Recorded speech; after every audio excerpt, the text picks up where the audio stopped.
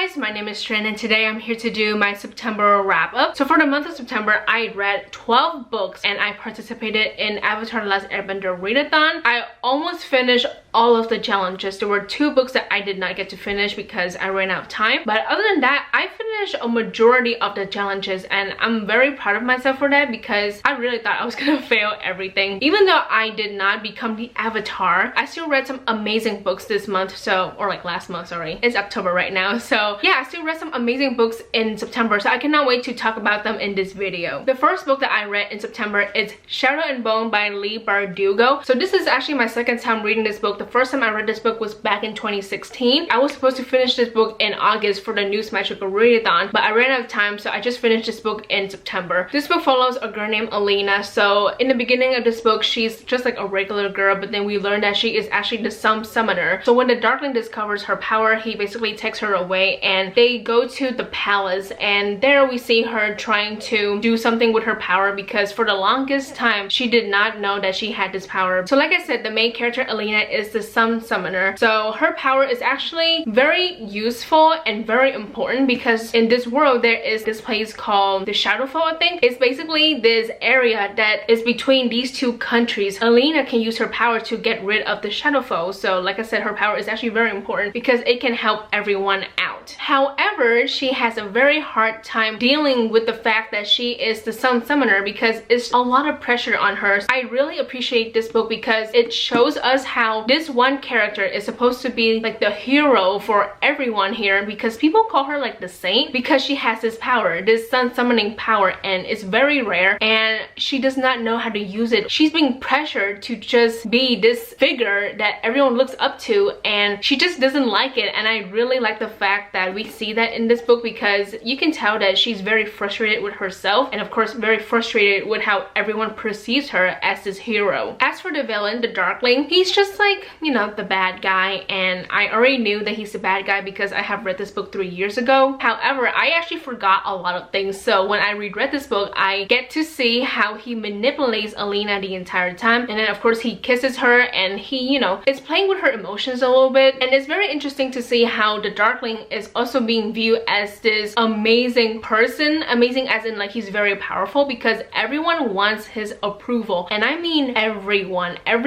in his court, everyone just around him, even Alina, they all want his approval. Then also in this book we get another character called Mao, and he is Alina's like best friend, but of course he's also like the love interest. Honestly, I don't even remember if there's like a love triangle. I just remember there are like multiple love interests for the main character Alina. So I do know that Mao is a very important person in Alina's life because they, you know, grew up in an orphanage together and everything, so they've been through a lot. And honestly, I just like Alina and Mao as friends. I like their friendship so much because we get to see that in this book and how, you know, they work together and such. I just prefer them to be friends over like lovers and such because I know that in the second book I'm gonna be so freaking pissed. As of now, I'm just gonna say that I prefer them to just be friends. At the end of the day, I don't really give 2 shits about the characters. I kind of like them, but not to the point where I'm like, oh my god, I need to read the next book immediately, because like I'm not in a rush to like finish this trilogy. And for this book, I'm going to give this 3 out of 5 stars. I kind of like it, but it's just average in my opinion. The next 3 books that I read in September are Fullmetal Alchemist volume 19, 20, and 21. So if you don't know, I am reading the Fullmetal Alchemist manga series. I'm almost done, which is kind of crazy, but let's quickly talk about these 3 volumes here. They're really good, and now we're getting to like, you know, the Day of Reckoning, which is like this really big day. It's very, very important in the series altogether, and of course we get to learn about Hohenheim a little bit. That's all I can say. I believe for volume 19, 20, and 21 I gave 3 volumes 4 out of 5 stars. I like them all, but you know, nothing stood out to me because I already knew the stories. The next few volumes are like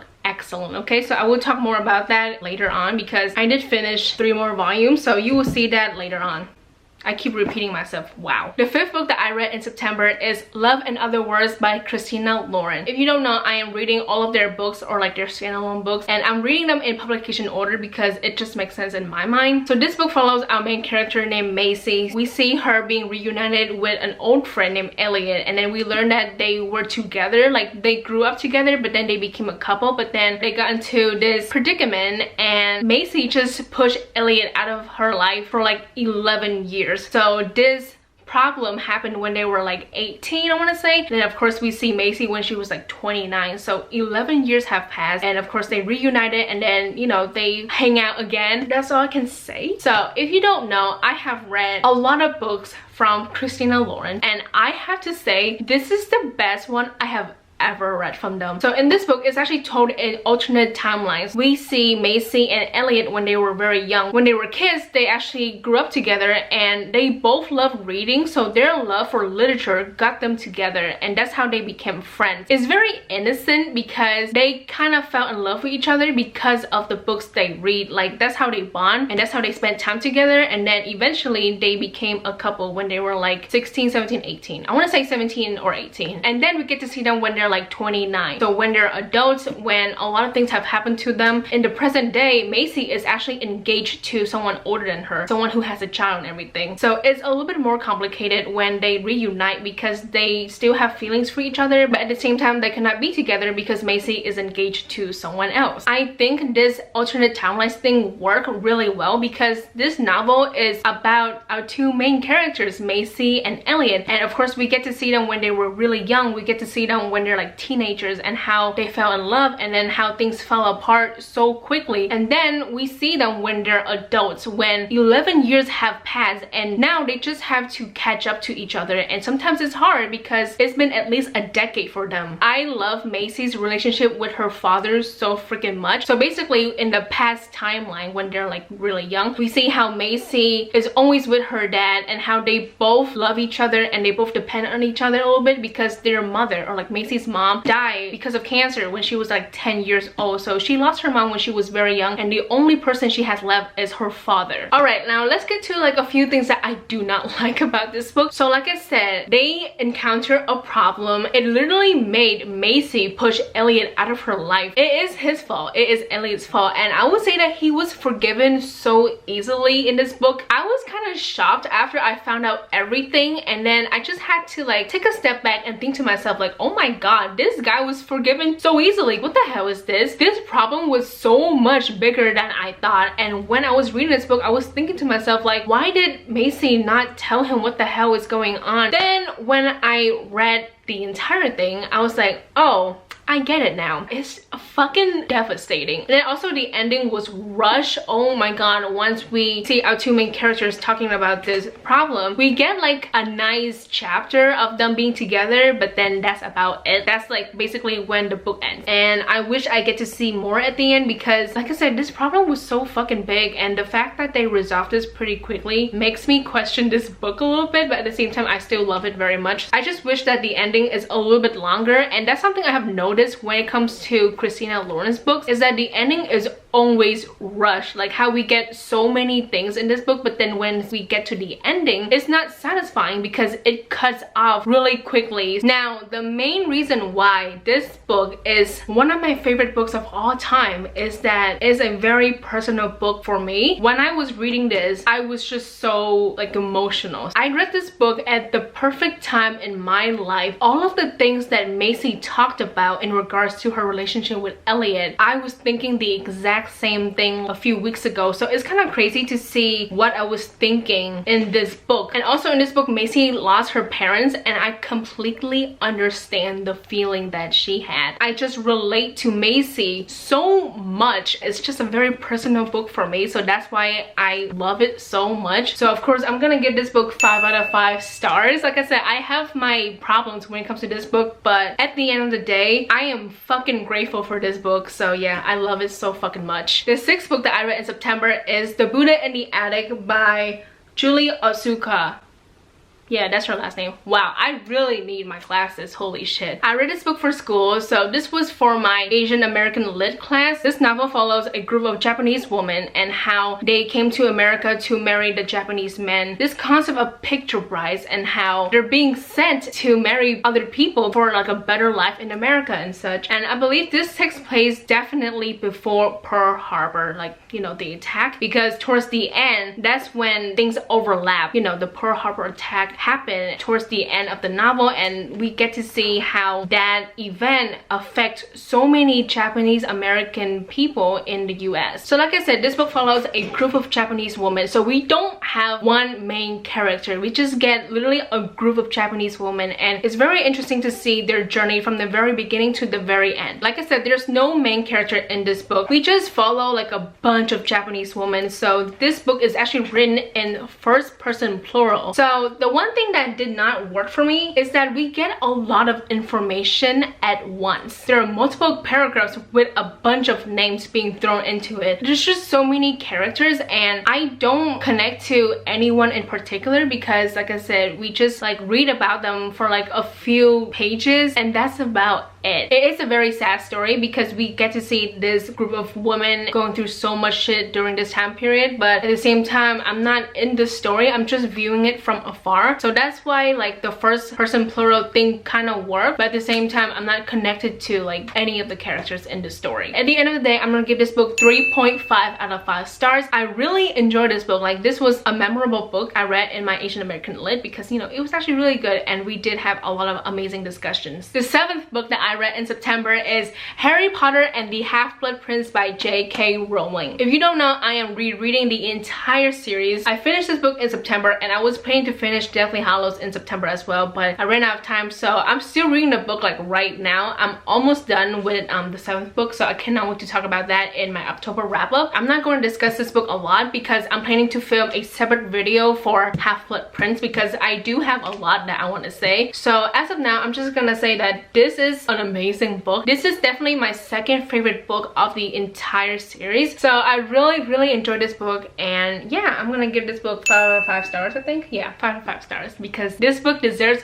5 out of 5 stars. The next 3 books that I read in September are Fullmetal Alchemist volume 22, 23, and 24. This was so freaking good, okay? Like I said, we're towards the end. The day of reckoning is happening. Bad things are happening to the main characters and such. However, I am enjoying all of it because, you know, it's freaking good. I have 3 more volumes left, and then I'm done with Fullmetal Alchemist, the manga series. Volume 22, I gave it 5 out of 5 stars. Volume 23, I give it 4 out of 5 stars. And then volume 24, I give it 5 out of 5 stars. The 11th book that I read is Sorcery of Thorns by Margaret Rogerson. So in this novel, it follows a girl named Elizabeth. So when she was very young, she's like, you know, an orphan, and she grew up in the Great Library. So in the Great Library, the books are like living objects. They have like feelings and such, and they can talk. Well, I think they can talk. Some of them can. But there are some books that are more powerful than the others. So if you piss one of them off, they will become a malefic, which is like a monster. In the beginning of this book, basically a malefic killed the director. Elizabeth is being blamed for her death. Basically, she is sent away from the library, and she is being sent to trial, and she meets a guy named Nathaniel. She did not trust him because he is a sorcerer, and she was taught to believe that sorcerers are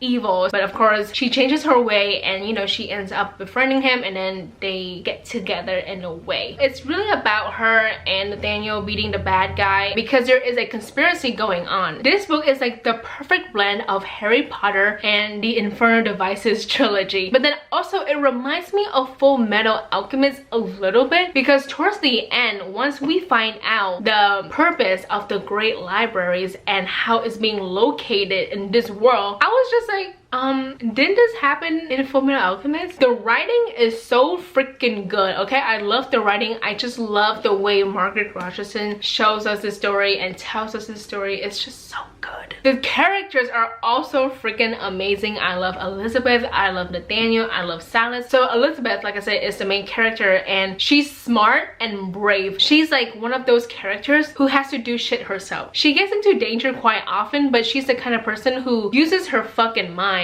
and, you know, figure shit out, and then she does shit herself. Like a lot of times she needs people to help her a little bit, but oh my god, she's very independent and very resourceful. So I love love the main character. Then of course we get Nathaniel and Silas. So Nathaniel is the sorcerer. Did I say it right? And then Silas is Nathaniel's demonic servant. Nathaniel reminds me of Will Herondale quite a lot because he's very sarcastic, but he's also the kind of person who hides his feelings. And then also he has a dark past and it haunts him. Reminds me a lot of Will Herondale. Okay, so if you love the Infernal Devices trilogy and you love Will Herondale, I think you will like Nathaniel. But then also I believe he is bisexual. So in this book there's no label, like he didn't really say I am bi. He just says that he likes women and likes men. And then Silas is the demonic servant and he's just so loyal and so soft. The thing is, it's really hard to describe him because he's a cat in a way, but he can transform himself into like a person, like the appearance of a person, but he's also like a demon, so it's kind of like confusing at times, but he's great. I love Silas so much. And also I love the trio. I love Elizabeth, Nathaniel, and Silas. I love them individually, and I also love them when they're together, when they're working together to defeat the bad guys. And also I love Elizabeth and Nathaniel's relationship. We get to see how they don't really like each other, or like they just don't trust each other, and then of course they, you know, become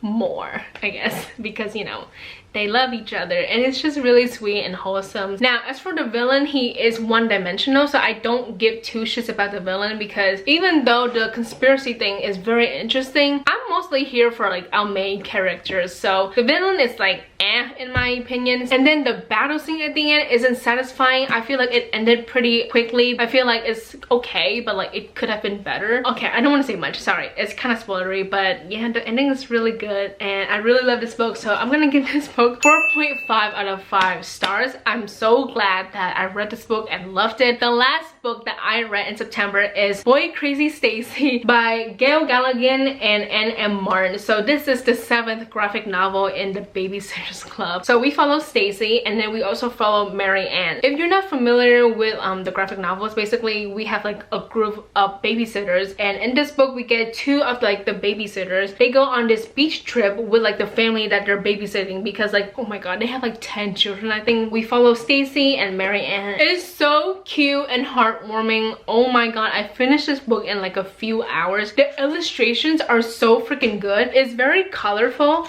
Oh my god, it looks so nice. So I love reading about the characters because this is like the 7th graphic novel, so of course we're going to delve more into the characters. So we get our 2 main characters in this, so Stacey and Mary Ann. Stacey is like obsessed with guys in this, so she met a lifeguard and she's like, I'm in love with him. But of course she's only like 13 in this book, so we know that it's just a big exaggeration. But then also she is not doing her job with Mary Ann. They were both hired to babysit the kids, but you know, Stacey is not really doing her job. She's flirting with the lifeguard, and Mary Ann is very pissed about that because like her friend is not doing the job with her. Like they were supposed to work together, but they're not. So it's really about that, and I love the fact that, you know, Stacey comes to the realization that she's not being like the best person ever, you know, like she's not doing her job, and she's also being a bad friend. I give this book 5 out of 5 stars. It was really, really good. You know, I love it so much because it reminds me of my childhood, and I love the characters. I love the illustrations. It's very colorful and it's very cute. So I love this very much. So that is it for my September wrap up. I hope you guys enjoy it. I feel like the lighting